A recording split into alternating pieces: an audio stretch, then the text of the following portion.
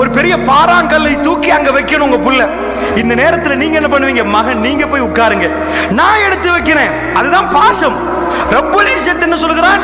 நான் ஒரு மனிதனுக்கு நலவு நாடினான். நலவு என்பது எக்கச்சக்கமான நலவுகள் இருக்குது. நான் என்ன பண்ணுவேன் தெரியுமா? அவனை சோதிப்பேன் என்கிறான். உண்மையாக இந்த சித்தாந்தத்தை ஒரு மனிதன் முஃமின் சரியாக புரியணும். ரசூலுல்லாஹி ஸல்லல்லாஹு அலைஹி வஸல்லம் அவர்கள் நிறைய பாதிக்கப்பட்டார். அல்லாஹ் அவர்களோட கோபமா காஃபிர்கள் பிடித்து இப்ராஹிம் நபி அவர்களை நெருப்பில் போட்டாங்க. என்னையும் உங்களையும் இதுவரைக்கும் நெருப்புல போடல. அல்லாஹ்வுடைய நல்லடியார்களே, அல்லாஹ் இப்ராஹிம் நபியோட கோபமா ஃபிரௌன் படையே பிரட்டி வருகிற நேரம், கடல் குறுக்க நிற்கிற நேரம் மனிதர்கள் பதறி போனார்கள். மூசா அலைஹிஸ்ஸலாமுடைய வரலாறுல பார்க்கிறோம். அல்லாஹ் மூசா நபியோட கோபமா? ஏன் இப்படி? ரசூலுல்லாஹ் ஹிஜ்ரத்து போன பயணம் எப்படிப்பட்ட பயணம்? அல்லாஹ்வுடைய தூதரோட அல்லாஹ் கோபமா? இல்ல. அல்லாஹ் என்ன செய்கிறான் தெரியுமா? ஒரு மனிதன்